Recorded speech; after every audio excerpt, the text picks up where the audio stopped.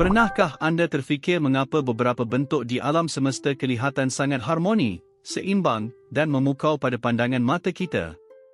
Daripada pusaran galaksi gergasi di angkasa lepas yang berputar megah, lingkaran cengkirang laut, kelopak bunga di taman, hinggalah kepada keagungan seni bina purba piramid Mesir dan Parthenon, semuanya berkongsi satu nombor rahsia yang sama.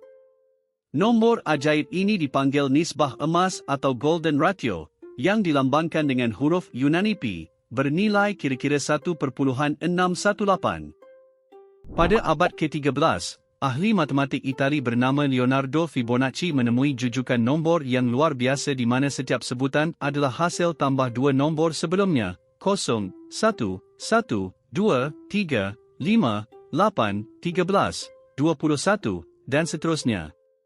Apabila kita membina segi empat sama dengan panjang sisi mengikut nombor-nombor ini dan mencantumkannya, kita membentuk segi empat tepat emas. Semakin besar nombor Fibonacci yang kita gunakan, nisbah antara dua nombor berturutan akan menumpu tepat kepada nombor Pi 1.618.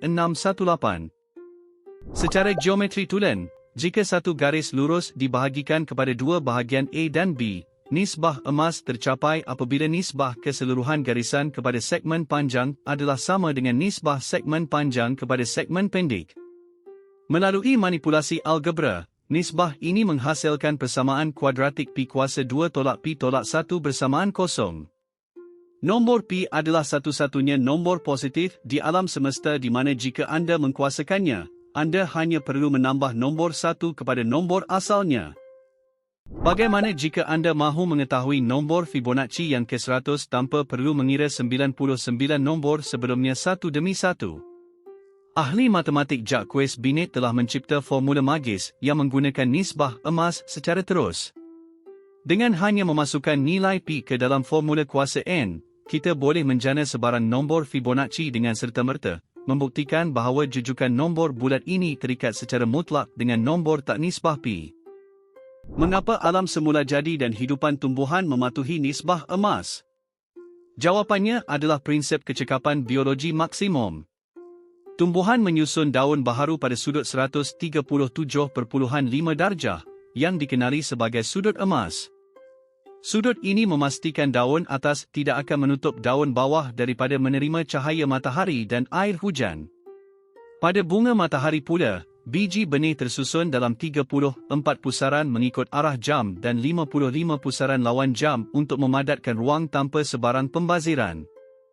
Keharmonian nisbah emas turut terpahat pada tubuh manusia dan alam semesta berskala mega.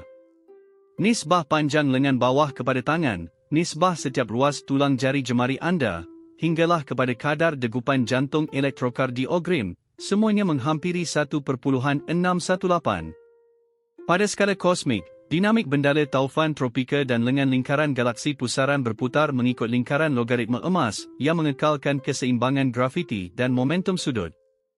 Selama beribu-ribu tahun, manusia telah menggunakan nisbah emas untuk menghasilkan karya yang mempesonakan mata.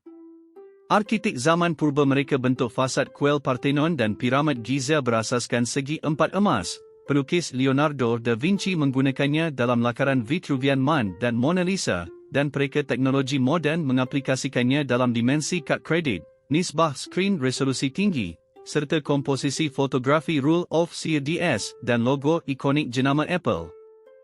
Kesimpulannya, nisbah emas 1.618 bukan sekadar nombor di atas kertas peperiksaan, tetapi undang-undang geometri yang membuktikan keindahan dan keteraturan alam semesta kita. Kuasai konsep jujukan Fibonacci, formula kuadratik Pi, dan aplikasinya untuk skor cemerlang dalam matematik SPM. Jika video masterclass ini membuka minda anda, sila tekan butang like, kongsikan kepada rakan sekelas anda, dan subscribe ke saluran Hana Studio untuk lebih banyak video animasi pendidikan sains dan matematik termaju. Jumpa lagi di video seterusnya.